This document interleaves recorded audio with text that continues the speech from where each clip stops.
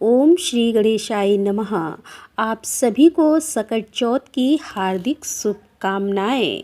दोस्तों, आज हम आपको सुनाने जा रहे हैं सकट चौथ की व्रत कथा। इस कथा में मैं आपको राजा हरिश्चंद्र का वृतांत सुनाती हूँ। सतयुग में हरिश्चंद्र नामक एक प्रतापी राजा हुए थे। वे सरल स्वभाव, सत्यनिष्ठ और विद्वान ब्राह्मणों के पूजक थे। हे देवी, उनके शासनकाल में अधर्म नाम की कोई वस्तु नहीं थी। उनके राज्य में कोई अपाहिज, दरिद्र या दुखी नहीं था। सभी लोग आदि व्याधि से रहित और दीर्घायु होते थे। उन्हीं के राज्य में एक ऋषि शर्मा नामक तपस्वी ब्राह्मण रहते थे। एक पुत्र की प्राप्ति होने के बाद ही वे स्वर्गवासी हो गए। पुत्र का भरण पोषण उनकी पत्नी करने लगी। वह विधवा ब्राह्मणी भिक्षा के द्वारा पुत्र का पालन पोषण करती थी। उन ब्राह्मणी ने माघ मास की सकट चतुर्थी का व्रत किया। वह पतिव्रता ब्राह्मणी गोबर से गणेश जी की प्रतिमा बनाकर सदैव पूजन किया करती थी। हे पार्वती जी, भिक्षाटन के द्वारा ही उन्होंने पूर्वोक्त रीति से तिल के 10 लड्डू बनाए। इस बीच उनका पुत्र गणेश जी की मूर्ति अपने गले में बांधकर अपनी इच्छा से खेलने के लिए बाहर चला गया। तब एक नर पिशाच कुम्हार ने उस ब्राह्मणी के 5 वर्षीय बालक को जबरदस्ती पकड़कर अपने आवों में छोड़कर मिट्टी के बर्तनों को पकाने के लिए उसमें आग लगा दी। इधर उसकी माता अपने बच्चों को ढूंढने लगी। बालक को ना पाकर वह बड़ी व्याकुल हुई। तब ब्राह्मणी विलाप करती हुई भगवान गणेश जी की प्रार्थना करने लगी। कहने लगी कि हे गणेश जी, विशाल शरीर वाले सूर्य नारायण की लाली के समान कांतिशाली हैं। सुंदर जटा समूह को धारण करने वाले आप इस दुखनी की रक्षा कीजिए। हे गजानन, हे 4 भुजाधारी, हे मस्तक पर चंद्रमा को धारण करने वाले विनायक, नाथों के नाथ, हे वरदाय, मैं पुत्र के वियोग में व्यथित हूँ। कृपया आप मेरी रक्षा कीजिए। वह ब्राह्मणी इसी प्रकार आधी रात तक विलाप करती रही। प्रातःकाल होने पर कुम्हार अपने पके हुए बर्तनों को देखने के लिए आया। तब उसने आवा खोलकर देखा तो उसमें जांग पर पानी जमा हुआ पाया। और उसमें भी अधिक आश्चर्य तो उसे तब हुआ जब उसने आवा में बैठे एक खेलते हुए बालक को देखा। ऐसी अद्भुत घटना देखकर वह भय से कांपने लगा और इस बात की सूचना उसने राज दरबार में दे दी। उसने राजसभा में अपने कुकृत्य का वर्णन किया। कुम्हार ने कहा कि हे महाबाहु, हे प्रज्वलित अग्नि के समान तेजवान, हे महाराज हरिश्चंद्र, मैं अपने दुष्कर्म के लिए वध के योग्य हूँ। उसने आगे कहा कि हे महाराज, कन्या के विवाह के लिए मैंने कई बार मिट्टी के बर्तन पकाने के लिए आवा लगाया, परंतु मेरे बर्तन कभी भी नहीं पके और हमेशा कच्चे ही रह गए। तब मैंने भयभीत होकर एक तांत्रिक से उपाय पूछा। उसने कहा कि चुपचाप किसी लड़के की तुम बलि चढ़ा दो, तुम्हारा आवा पक जाएगा। फिर मैंने सोचा कि मैं किसके बालक की बलि दूं? जिसके बालक की बलि दूंगा तो वह मुझे क्यों जीवित छोड़ेगा? इसी भय से हे महाराज, मैंने दृढ़ निश्चय किया कि इसे ही बिठाकर आग लगा दूंगा। मैंने अपनी पत्नी से परामर्श किया। ऋषि शर्मा ब्राह्मण मृत हो गए हैं। उनकी विधवा पत्नी भीख मांगकर अपना गुजारा करती है। अरे, वह लड़के को लेकर भला क्या करेगी? मैं अगर उसके पुत्र की बलि दे दूं तब तो मेरे बर्तन पक जाएंगे। फिर मैं इस जघन्य कर्म को करके रात में निश्चित होकर सो गया। प्रातः जब मैंने आवा खोल कर देखा तो देखता हूँ कि उस लड़के को मैं जिस स्थिति में बिठा कर गया था वह तो उसी तरह निर्भय भाव से बैठा हुआ है और उसमें जांग पर पानी भरा हुआ है। इस भयावह दृश्य से मैं काँप उठा और इसकी सूचना देने आपके पास आया हूँ। कुम्हार की बात सुनकर राजा बहुत ही हैरान हुए और उस लड़के को देखने के लिए आए बालक को प्रसन्नतापूर्वक खेलते देखकर मंत्री से राजा ने कहा कि यह क्या बात है और यह किसका लड़का है, इस बात का पता लगाओ। इस आवे में जांग पर जल कहाँ से आ गया, इसमें कमल के फूल कहाँ से खिल गए, इस दरिद्र कुम्हार के आवे में वैदुर्य मणि के समान हरी हरी धूप कहाँ से उगाई। बालक को ना तो आग की जलन हुई और ना इसे भूख प्यास लगी। यह आवे में भी बिल्कुल वैसा ही खेल रहा है जैसे अपने घर में खेल रहा हो। राजा इस तरह की बात कह ही रहे थे कि वही ब्राह्मणी वहां बिलखती हुई आ पहुंची। अब वह कुम्हार को कोसने लगी। जिस प्रकार गाय अपने बछड़े को देखकर रम्भाती है, ठीक वही अवस्था उन ब्राह्मणी की थी।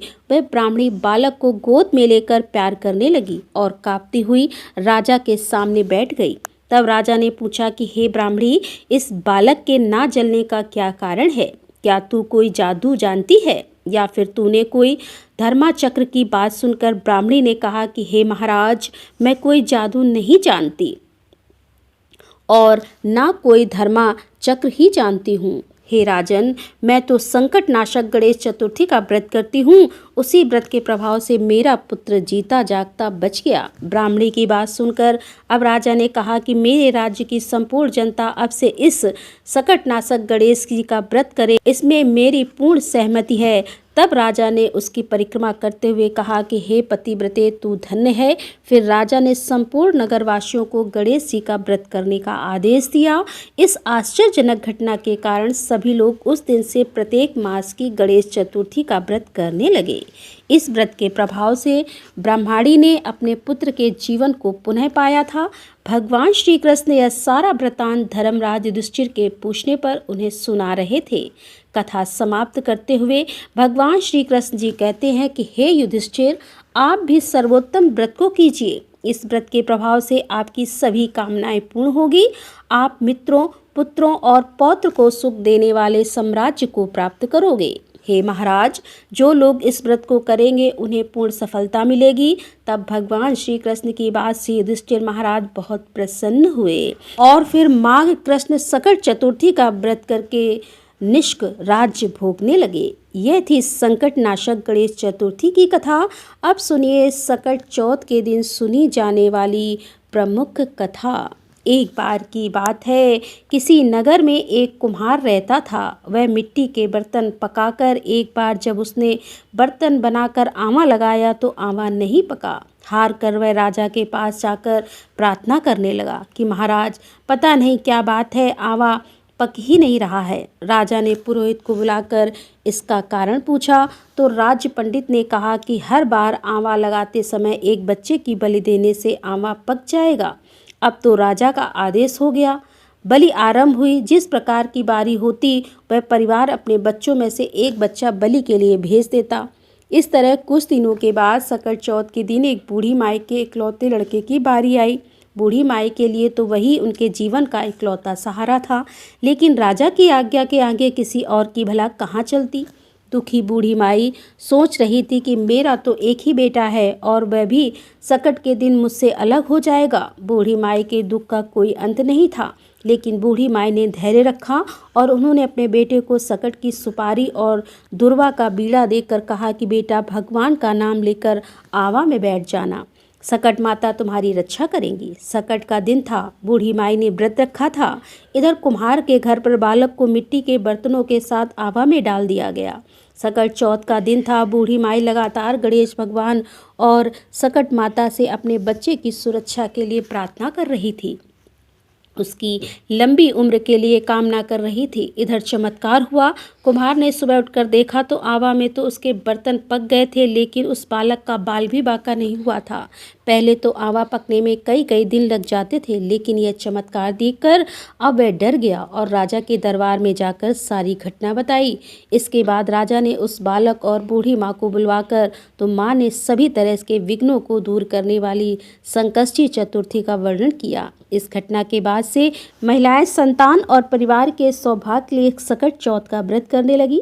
ऐसी है संकट चौथ की महिमा। जो जिस कामना से व्रत रखता है, पूजा करके कथा का श्रवण करता है, गणेश भगवान और संकट माता उनकी सभी मनोकामनाएं पूर्ण करती हैं। बोलिए संकट माता की जय, गणेश भगवान की जय।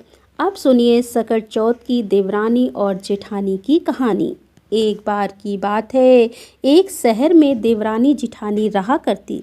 देवरानी तो गणेश भगवान की बड़ी भक्त थी और वह नियमित पूजा पाठ भी करती थी। देवरानी का पति जंगल से लकड़ियां काटकर उसे बेचा करता और अक्सर बीमार भी रहता था। देवरानी गरीब थी और जेठानी बहुत अमीर थी। देवरानी अपनी जेठानी के घर का सारा काम करती और बदले में जेठानी उसे बचा हुआ खाना, पुराने कपड़े आदि दे दिया करती थी। इसी से देवरानी का परिवार चल रहा था। ऐसा करते करते देवरानी के दिन किसी न किसी तरह से गुजर हो रही थी। ऐसा ही करते करते अब माघ का महीना आ गया और चतुर्थी तिथि पर देवरानी ने तिल चौथ यानी सकट चौथ का व्रत रखा और पूजा करके तिल चौथ की कथा सुनी। फिर तिल कुटा छीके में रख दिया और सोचा कि रात को चंद्रमा निकलने के बाद ही कुछ खाऊंगी। इस तरह से कथा सुनकर वह जेठानी के यहाँ काम करने चली गई। जेठानी के यहाँ पहुंचकर भोजन बनाकर जेठानी के बच्चों को भोजन करने के लिए कहने लगी तो बच्चे बोले, चाची माँ ने तो व्रत रखा है और माँ भूखी है, माँ जब भोजन करेगी तब हम भी करेंगे।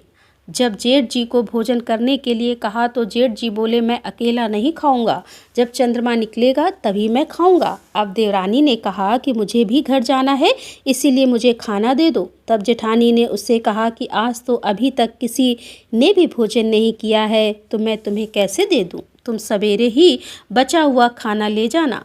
जेठानी की यह बात सुनकर देवरानी उदास होकर चली आई।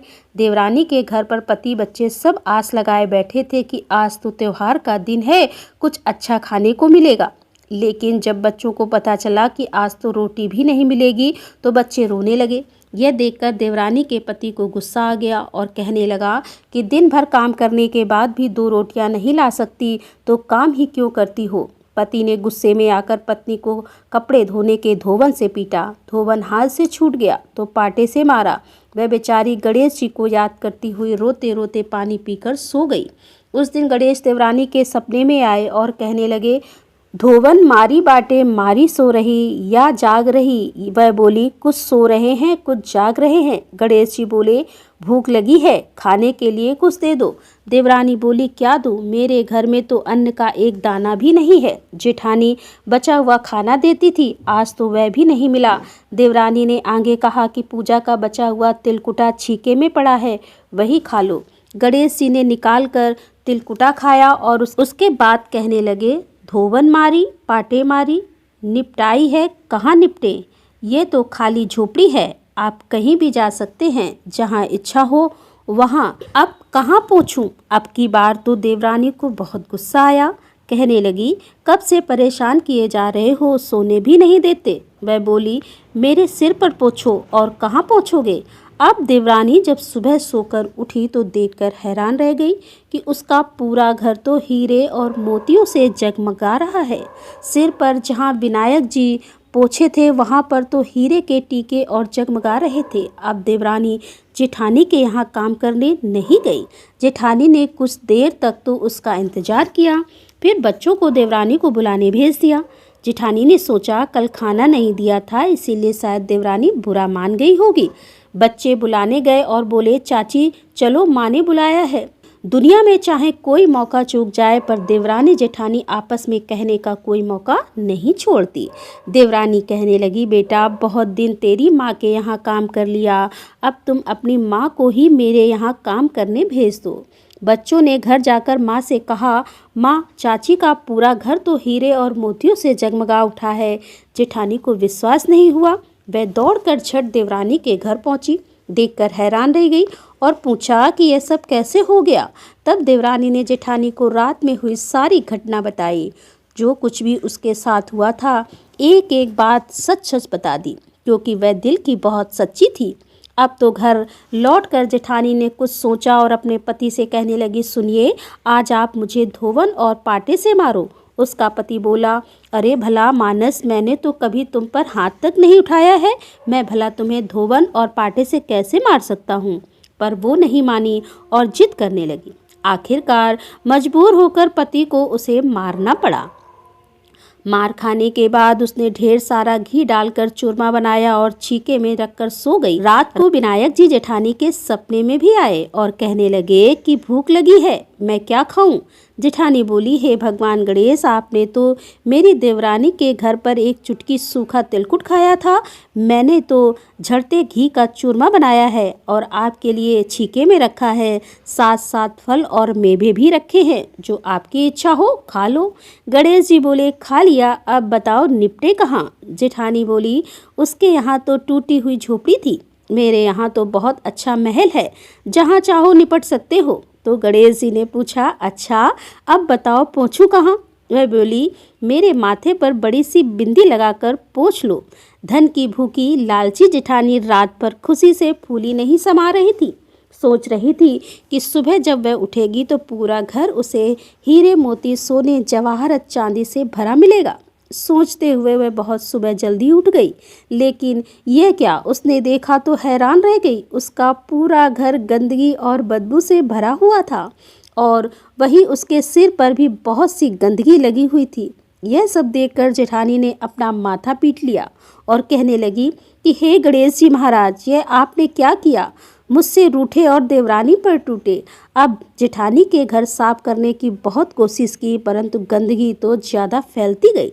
जेठानी के पति को मालूम हुआ तो वह भी बहुत गुस्सा हुआ और फिर बोला, तेरे पास तो इतना सब कुछ था, फिर भी तेरा मन नहीं भरा। परेशान होकर जेठानी चौथ के विनायक जी से मदद की विनती करने लगी। बोली, हे गणपति, मुझसे बड़ी भूल हुई है, मुझे क्षमा करो। विनायक जी ने कहा, देवरानी से जलन के कारण जो तूने किया है ना, वे उसी का फल तुझे मिला है। अब तू अपने धन में से आधा उसे देगी, तभी यह साफ होगा। गणेश जी के कहने पर उसने आधा धन तो बांट लिया, लेकिन मोहरों की एक हांडी चूल्हे के नीचे गाड़ कर रख दी। उसने सोचा किसी को पता नहीं चलेगा और उसने उस धन को नहीं बांटा। गणेश भगवान तो सब कुछ जानते हैं। जेठानी ने अब गणेश भगवान से कहा कि हे चौथ विनायक जी, अब तो अपना यह बिखराव समेट लो। वे बोले, पहले चूल्हे के नीचे रखी हुई सुई की भी पाती पर इनका भी बंटवारा कर। इस तरह विनायक जी ने सुई जैसी छोटी चीज का भी बंटवारा करवाकर अपनी माया समेटी और देखते ही देखते जेठानी के घर की गंदगी साफ हो गई। हे गणेश जी महाराज, जैसे आपने देवरानी पर कृपा की, वैसे सब पर करना। कहानी कहने वाले, सुनने वाले और हुकारा भरने वाले सब पर कृपा करना, किंतु जेठानी को जैसी सजा दी वैसी किसी को मत देना। बोलिए गणेश महाराज की जय, वो सकट माता की जय।